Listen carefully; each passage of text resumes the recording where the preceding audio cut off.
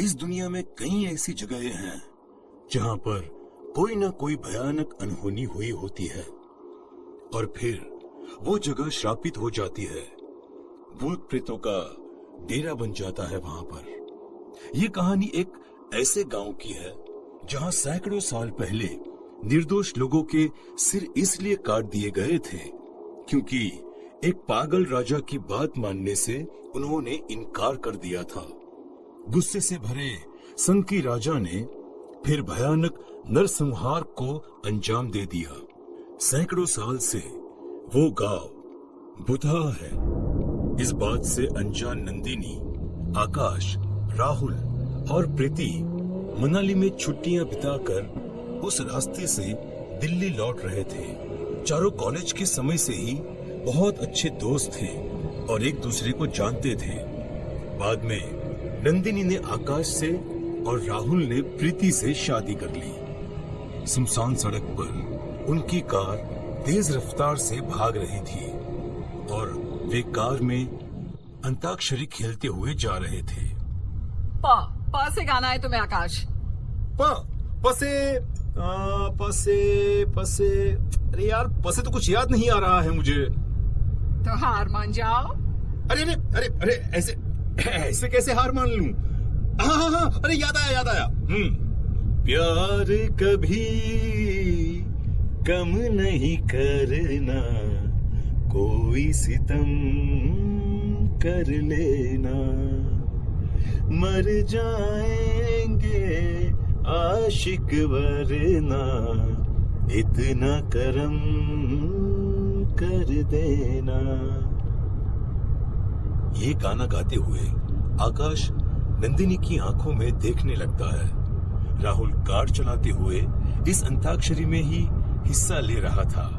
अचानक राहुल ने देखा कि एक सिर कटा आदमी उसकी कार के आगे खड़ा है। राहुल की कार फुल स्पीड में थी। राहुल कार में जोर से ब्रेक लगाता है। ओए राहुल, क्या हो गया? इस तरह कोई ब्रेक लगाता है क्या? मेरी तो जान ही निकल गई। तेज रफ्तार कार में अचानक लगे ब्रेक से सभी टेंशन में आ जाते हैं क्योंकि उनकी गाड़ी अनबैलेंस्ड हो जाती है। लेकिन राहुल नंदिनी की बातों का कोई जवाब नहीं देता है और गौर से कार के शीशे से आगे की ओर देखता है। क्या हुआ राहुल? इतने गौर से क्या देख रहे हो? प्रीति, मुझे ऐसा लगा कि कोई सर कटा आदमी मेरे कार के आगे आ गया था और शायद मेरी कार से उसकी टक्कर भी हो गई है। सरकटा आदमी? ये तुम क्या कह रहे हो? राहुल, रात है ना, जरूर तुम्हें कोई गलतफहमी हो गई होगी। अरे नहीं यार, रात है तो क्या हुआ? हेडलाइट की रोशनी में मैंने साफ देखा है कि मेरी गाड़ी के आगे कोई सिर कटा आदमी आया था। अरे हो सकता है कि कोई आदमी हो, लेकिन सरकटा आदमी मैं नहीं मानती। उन लोगों को बहुत डर लग जाता था। प्रीति चाहती थी कि वे वहां से निकल जाए, लेकिन राहुल वहां से निकलने के मूड में नहीं था। क्या प्रीति, यहाँ से निकलना सही होगा? मेरी गाड़ी से किसी की टक्कर हो गई है। पता नहीं यार, वो जिंदा भी है या मुर्दा। मुर्दा? राहुल, ये कैसी बातें कर रहे हो? ऐसा कुछ नहीं हुआ होगा। चलो हम सब देखते हैं। लेकिन प्रीति, अगर वो आदमी मर गया होगा तो? अरे यार, तब की तब देखेंगे। वे सभी कार से उतरे और पीछे की ओर जाने लगे। वो इलाका काफी सुनसान था और वहां अंधेरा भी काफी था, इसलिए सभी ने अपने अपने मोबाइल की लाइट जला ली थी। थोड़ी देर के बाद वो उस जगह पर पहुंचे जहां पर राहुल को लगा था कि किसी आदमी से उसकी गाड़ी की टक्कर हुई है, लेकिन वहां पर कोई भी नहीं था। थैंक गॉड राहुल, यहाँ पर कोई नहीं है। इसका मतलब मैंने सही कहा था, तुम्हें कोई गलतफहमी हो गई थी। राहुल ने भी राहत की सांस ली और सभी दोस्त वापस कार की ओर जाने लगे। तभी राहुल को लगा कि उसके पैरों को किसी ने जोर से पकड़ लिया है। वो एक कदम भी आगे नहीं बढ़ा पा रहा था। अरे यार, ये क्या हो गया है मेरे पैरों को? ये आगे क्यों नहीं बढ़ रहे हैं? तभी उसे जंगली जानवरों की आवाज अपनी चारों ओर आने लगी। अचानक पास की झाड़ियों से निकलकर एक चीते ने उस पर हमला कर दिया। वो जोर से चीख पड़ा, प्रीति, प्रीति, आकाश, बचाओ! ओ, क्या हो गया तुझे? अरे यार, क्यों चिल्ला रहा है तू ठीक तो है ना? अरे यार आकाश, आकाश, यार मुझे ऐसा लगा कि अभी अभी एक चीते ने मुझ पर हमला कर दिया है और उसके पहले मुझे लग रहा था कि किसी ने मेरे पैरों को कसकर पकड़ रखा है और मैं एक कदम भी आगे नहीं बढ़ा पा रहा था। राहुल को कुछ भी समझ में नहीं आ रहा था कि आखिर उसके साथ ये सब क्या हो रहा है, क्योंकि वो तो बिल्कुल ठीक ठाक था। किसी चित्ते ने उस पर हमला नहीं किया था। ये तुझे क्या हो गया है यार राहुल? कभी तुझे लगता है कि तेरी गाड़ी किसी से टक्कर खा गई है, या फिर तुझे ऐसा लगता है कि तुझ पर चीते ने हमला कर दिया है? क्या हो गया है तुझे? राहुल, लगता है तू ड्राइव करते करते थक गया है। सच कहूँ तो हम सब थक गए हैं। क्यों ना हम आज की रात यहीं रुक जाए? अरे तू तो ऐसे कह रही है जैसे हमारे रिश्तेदार आसपास के किसी गांव में बैठे हैं, जो हमें देखते ही कहेंगे कि अरे आइए आइए, हमारे गांव में आपका स्वागत है, आज की रात आप यहीं पर बिताइए। आकाश की बात अभी खत्म ही नहीं हुई थी कि वहां उन्हें एक बूढ़ा सा चौकीदार दिखा। उसके हाथ में एक लालटेन और लाठी थी। उसने उन लोगों से कहा, अरे अरे आइए आइए, हमारे गांव में आपका स्वागत है, आज की रात आप यहीं पर बिताइए। उस चौकीदार की बात को सुनकर नंदिनी समेत सभी की हंसी छूट गई। चौकीदार के साथ वो सभी अपनी कार के पास पहुंचे। अरे साहब, हमारा गांव बस यहाँ से 2 किलोमीटर की दूरी पर है, लेकिन वहाँ आप कार चलाकर नहीं जा सकते हैं। क्या मतलब कार चलाकर नहीं जा सकते? मतलब क्या, अब सड़क खराब है क्या? अरे नहीं नहीं साहब, आप समझे नहीं। मेरे कहने का मतलब है कि आप वहाँ पर कार चलाकर नहीं जा सकते, कार मुझे चलानी होगी। चौकीदार की बात सुनकर सभी चौंक गए और उसकी तरफ घुरक कर देखने लगे। क्या मतलब क्या है तुम्हारा? कार तुम्हें चलानी होगी? अरे पागल हो गए हो क्या तुम? पागल मैं नहीं, पागल तुम लोग हो जो यहाँ पर आ गए हो। अब मैं जो कहता हूँ वो सुनो, नहीं तो बहुत बुरा होगा। आकाश, लगता है कोई गाड़ी चोर गिरोह का सदस्य है। होना हो इसके साथी भी यहीं कहीं छिपे होंगे। चलो यार, यहाँ से निकलते हैं, चलो। उसकी बात सुनकर राहुल ने उस बूढ़े चौकीदार को धक्का दे दिया और सभी लोग कार में बैठने लगे। लेकिन ये क्या, वो बूढ़ा चौकीदार तो पहले से ही कार की ड्राइविंग सीट पर बैठा हुआ था।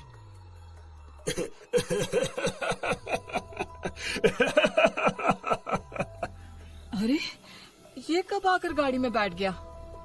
मुझे तो बहुत डर लग रहा है। उस बूढ़े चौकीदार की हंसी से सबको इरिटेट हो रहा था। राहुल ने गुस्से में उससे कहा, ए बूढ़े, तू अपने आप को बहुत चालाक समझता है क्या? रुक, मैं तुझे बताता हूँ अभी। राहुल ने उसे कार से खींचा और उसे एक जोरदार थप्पड़ मारा। लेकिन ये क्या, उसके थप्पड़ मारते ही उस चौकीदार का सिर धड़ से अलग हो गया और उसका सिर पास के पेड़ के ऊपर जाकर टंग गया। उस सिर कटे चौकीदार को देखकर सभी के हाथ पांव फूल गए थे। राहुल, लगता है ये कोई भूत है। भागो यहाँ से। वे सभी वहां से भागने लगे। सिर कटा चौकीदार भी उनके पीछे पीछे भागने लगा। भागते भागते वो एक गांव के पास पहुंचे। उस गांव का नाम था सिरकटापुर। ये कैसा नाम है, सिरकटापुर? अरे नाम से क्या लेना है? अभी अपनी जान बचानी है हमें, चलो। चारों दोस्त उस गांव में प्रवेश कर जाते हैं। उस गांव में मरघट सा सन्नाटा फैला हुआ था। उन्होंने एक घर का दरवाजा खटखटाया। अरे भाई, अरे कोई है क्या कोई यहाँ पर? अरे कोई दरवाजा खोलो भाई। सभी लोग दरवाजा खटखटाते रहे, लेकिन किसी ने भी दरवाजा नहीं खोला। उसके बाद वो दूसरे घर का दरवाजा पीटने लगे, लेकिन उस घर का भी दरवाजा किसी ने भी नहीं खोला। यार, ये अजीब गांव है। किस तरह से सोते हैं यहाँ के लोग? इतनी देर से दरवाजा पीट रहे हैं लेकिन कोई दरवाजा खोल ही नहीं रहा। उन्होंने और भी कुछ घरों के दरवाजे खटखटाए, लेकिन किसी ने भी दरवाजा नहीं खोला। वे सब बहुत परेशान हो गए थे। तभी प्रीति की नजर उस सिर कटे चौकीदार पर गई, जो उनकी तरफ ही आ रहा था। राहुल, राहुल, वो सिर कटा चौकीदार यहाँ भी आ गया। वो देखो, वो हमारी ओर ही आ रहा है। अचानक वहां पर उन सभी को एक साथ कई लोगों के हंसने की आवाज आने लगी और एक एक कर सभी घरों के दरवाजे खुलने लगे। अरे अरे, घरों के दरवाजे खुल रहे हैं। हमें हमें हमें इनसे जरूर मदद मिल जाएगी मदद। लेकिन अगले ही पल उन्होंने जो देखा उसे देखकर सभी की चीखें निकल गई। उन सभी घरों से सिर कटे लोग निकल रहे थे। सिर कटे बच्चे, सिर कटी औरतें और सिर कटे पुरुष। हे भगवान, ये हम कहाँ फंस गए? यहाँ तो सभी सिर कटे लोग हैं। नंदिनी, प्रीति, राहुल, अरे देख क्या रहे हो? भागो भागो! वे सभी भागने की कोशिश करने लगे, लेकिन ये क्या, उन सभी के पैर तो जकड़ गए थे। कोई एक कदम भी अपने आप नहीं हिल पा रहा था। आकाश, हाँ आकाश, मैं भाग नहीं पा रही हूँ। लगता है जैसे किसी ने मेरे पैरों को जकड़ लिया है। नंदिनी, मेरे साथ भी ऐसा ही हो रहा है। आकाश, हम मर जाएंगे क्या? उसके बाद धीरे धीरे करके सिर कटे लोग उनकी तरफ बढ़ने लगे। नहीं नहीं, मत आओ, मत आओ, हमारे पास मत आओ, हमें छोड़ दो हमें। लेकिन वे सिर कटे लोग उनकी ओर बढ़ते ही रहे। थोड़ी देर के बाद एक सिर कटे आदमी ने राहुल को पकड़ लिया और उसका सिर उखाड़कर फेंक दिया।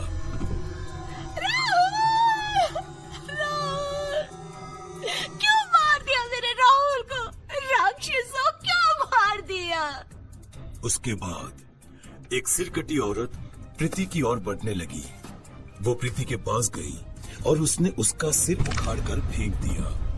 प्रीति का शरीर जमीन पर कुछ देर तड़पता रहा और फिर शांत हो गया।